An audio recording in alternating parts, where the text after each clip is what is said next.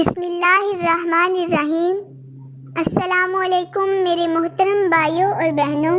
امام حسین علیہ السلام کی وصیت اپنے بھائی محمد بن حنفیہ کے نام۔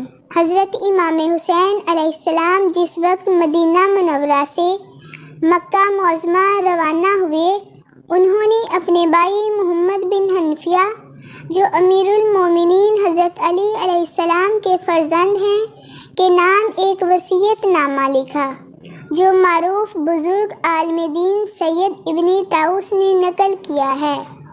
اس خط میں حضرت امام حسین علیہ السلام نے اپنے قیام کا محرک بیان کیا ہے اور واضح کیا ہے کہ آپ مختلف حالات میں کیا طریقہ کار اپنائیں گے۔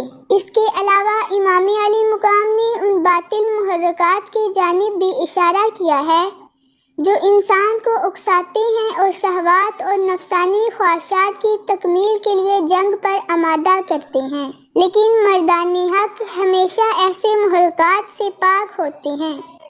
نیز یہ بھی بتایا ہے کہ مردان حق کی تحریک بھی حسب دستور نفسانیت سے ہمیشہ پاک ہوتی ہے۔ آئیے یہاں آپ کے وصیت نامہ کے چند اقتباسات سے فیضیاب ہوتے ہیں۔ بسم اللہ الرحمن الرحیم۔ یہ وصیت ہے حسین بن علی رضی اللہ عنہ کی محمد ابن حنفیہ کے نام۔ میں حسین گواہی دیتا ہوں کہ اللہ ایک ہے، کوئی اس کا شریک نہیں، اور حضرت محمد صلی اللہ علیہ وآلہ وسلم اللہ کے بندے اور رسول ہیں، جو حق تعالیٰ کی طرف سے پیغام حق لے کر آئے۔ جنت حق ہے، جہنم حق ہے، اور اس میں شک نہیں کہ قیامت آنے والی ہے۔ اس دن اللہ مردوں کو زندہ کرے گا۔ میری تحریک کا مقصد نہ زیادتی ہے نہ سرکشی، اور نہ ہی یہ نفسانیت پر مبنی ہے۔ میرا یہ مقصد نہیں کہ فساد پھیلاؤں یا کسی پر ظلم کروں۔ میں تو اپنے نانا کی امت کی اصلاح کے لیے نکلا ہوں، اور اپنے نانا اور اپنے والد کی سیرت کی پیروی کر رہا ہوں۔ اگر لوگ میری دعوت قبول کرتے اور حق کو تسلیم کرتے ہیں تو خیر، اور اگر قبول نہیں کرتے تو میں صبر کروں گا۔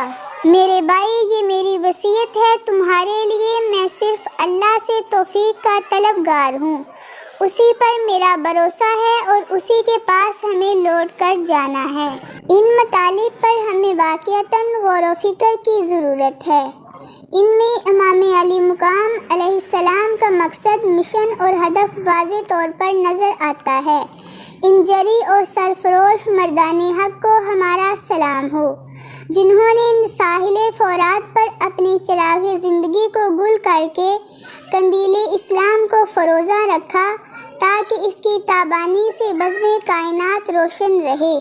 شمع شہادت کے ان پروانوں نے احیاء اسلام اور ولایت اہل بیت کی خاطر اپنے خون میں ڈوب کر تاریخ اسلام کا وہ رنگین باب رقم کیا جس کا چرچا چار دانگے عالم میں یوں بلند ہوا کہ ظلم و استبداد سے پر ملوکیت کے چہرے کو داغدار کر گیا۔ میرے محترم بھائیوں اور بہنوں، مجھے امید ہے کہ یقیناً آپ کو یہ ویڈیو پسند آئی ہوگی، تو آپ سے گزارش ہے کہ ویڈیو کو لائک اور چینل کو سبسکرائب ضرور کریں۔